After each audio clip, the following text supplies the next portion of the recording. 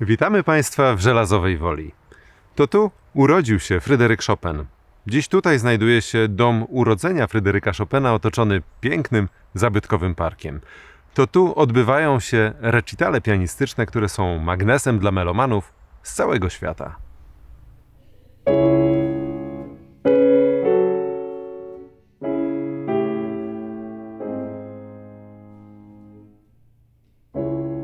Zainicjował je w 1954 roku znakomity polski pianista Zbigniew Drzewiecki. A recitali tych posłuchać można praktycznie od początku maja do końca września.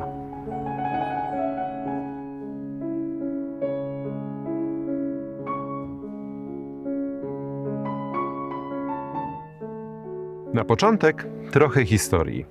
Żelazowa Wola położona jest tuż koło Puszczy Kampinoskiej, 3 km na południowy wschód od Sochaczewa, nad brzegiem rzeki Utraty. Pierwszymi znanymi nam właścicielami Żelazowej Woli byli bracia Piotr i Paweł Żelazo, wymieniani w źródłach z drugiej połowy XVI wieku.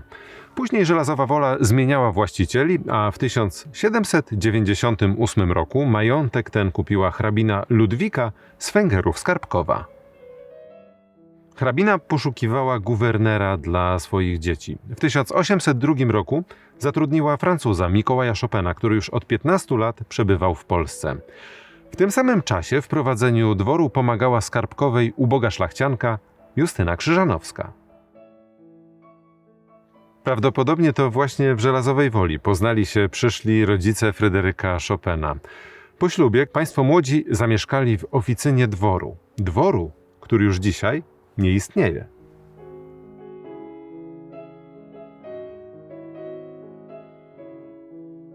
Po narodzinach syna Chopinowie jedynie przez kilka miesięcy mieszkali w Żelazowej Woli. Jesienią musieli przeprowadzić się do Warszawy, dlatego że Mikołaj rozpoczynał pracę jako nauczyciel języka francuskiego w Liceum Warszawskim. Wiadomo o kilku pobytach Fryderyka Chopina w Żelazowej Woli, chociaż zważywszy na bliskie relacje rodzin Chopinów i Skarbków, możliwe, że miejsce swojego urodzenia odwiedzał częściej. W liście Fryderyka do Jana Białobłockiego czytamy: Los chciał, że chociaż mama nie chciała pozwolić, abym jechał, jednakże wszystko nic nie pomogło i ja i Ludwika jesteśmy w Żelazowej Woli.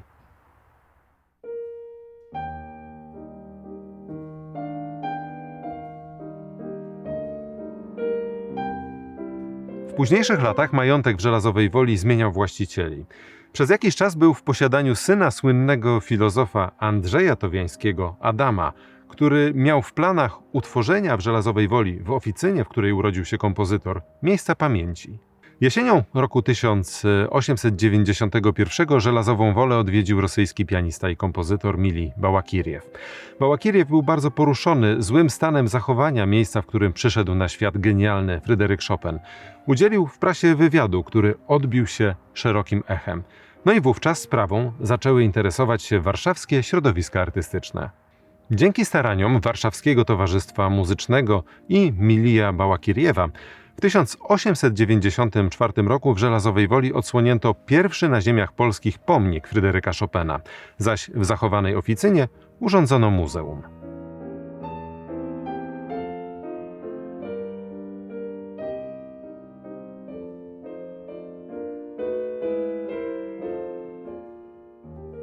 Dom urodzenia Fryderyka Chopina w Żelazowej Woli stanowi niezmiennie od kilkudziesięciu lat cel wycieczek, a może wręcz pielgrzymek miłośników muzyki z całego świata.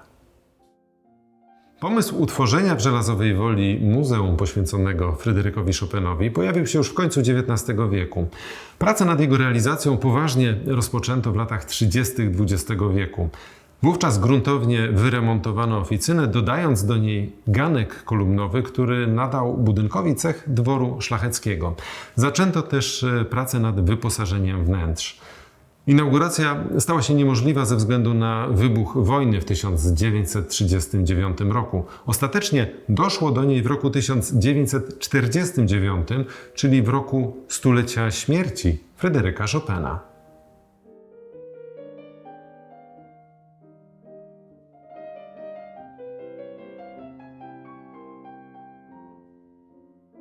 Obecna ekspozycja przygotowana została w oparciu o najnowsze badania nad historią Żelazowej Woli. W XIX wieku ten budynek, w którym przyszedł na świat Fryderyk Chopin, był oficyną dworską i pełnił funkcje z jednej strony gospodarcze, z drugiej mieszkalne. Budynek podzielony był na dwie części. Po prawej stronie znajdowały się pokoje domowników, po lewej pokoje dla służby i kuchnia.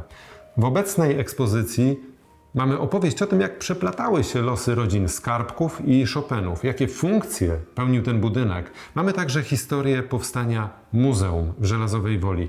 No i wreszcie mamy ten pokój, w którym symbolicznie przedstawiona jest owa niezwykła chwila narodzin Fryderyka Chopina, który przyszedł na świat właśnie tutaj.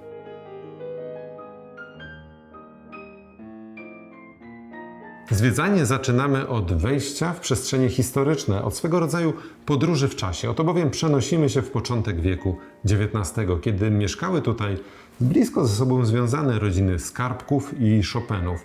Mamy historyczne meble i rozmaite historyczne artefakty, które w tej podróży, w tym przeniesieniu się w czasy Chopina mają nam dopomóc. Na początku odwiedzamy więc 3 pokoje. 2 o charakterze historycznym, wyposażone w te oryginalne sprzęty. To jest pokój dzienny rodziny Chopinów i gabinet Michała Skarbka i ten, w którym znajduje się popiersie Fryderyka Chopina i fortepian z jego czasów. To jest to miejsce, gdzie przyszedł on na świat.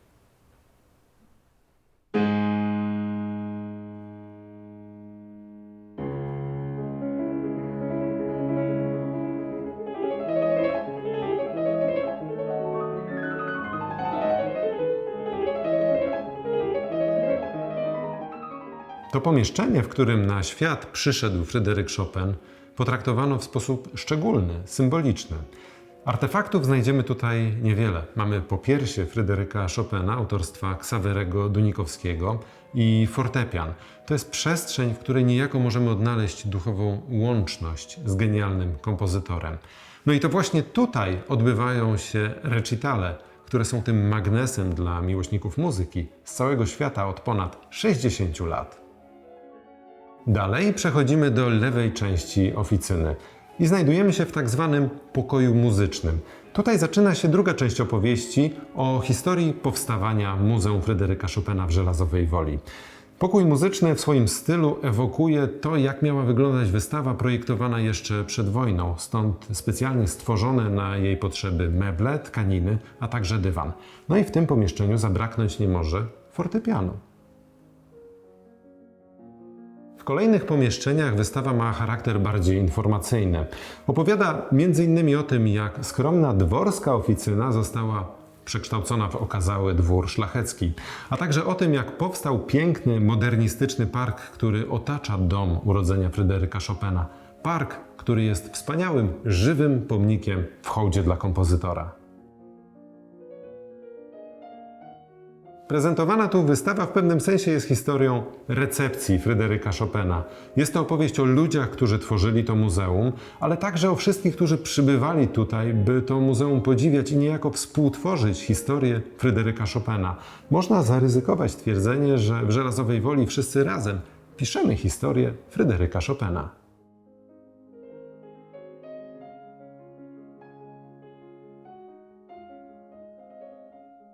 Na zakończenie wróćmy jeszcze do parku, który szczyci się wspaniałą i znakomicie utrzymaną kolekcją roślinną. Kształtowała się ona przez niemal 100 lat. Ogród jako dzieło tworzone z żywego materiału podlega ciągłemu rozwojowi. Wzbogaca się, ale i traci niektóre ze swoich elementów. Znajduje się tu wspaniała kolekcja drzew iglastych i liściastych, niespotykanych w Polsce środkowej, zarówno pod względem wielkości, jak i unikalności odmianowej. Można spotkać tu kolekcję lilaków, powszechnie zwanych bzami, różnych gatunków. Mamy więc bzy amurskie, chińskie czy węgierskie. W różnych zakątkach parku zachwycają okazy korkowca amurskiego, skrzydłorzecha kaukaskiego, grujecznika japońskiego, magnolii japońskiej czy metasekwoi chińskiej. Ozdobą trawników są tulipanowce amerykańskie oraz olbrzymie świerki pospolite w odmianie wiciowej ze zwisającymi pionowo gałęziami. Dom urodzenia Fryderyka Chopina okalają okazałe kasztanowce, które przez lata były symbolem żelazowej woli. Drzewa w towarzystwie setek gatunków i odmian roślin dzielnych tworzą wyrafinowaną kompozycję roślinną, która zachwyca zwiedzających bez względu na porę roku.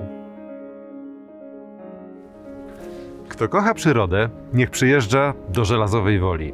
Kto kocha Chopina, niech przyjeżdża do Żelazowej Woli. A czy można nie kochać starych drzew, pięknych kwiatów i genialnej muzyki? Zapraszamy Państwa bardzo serdecznie.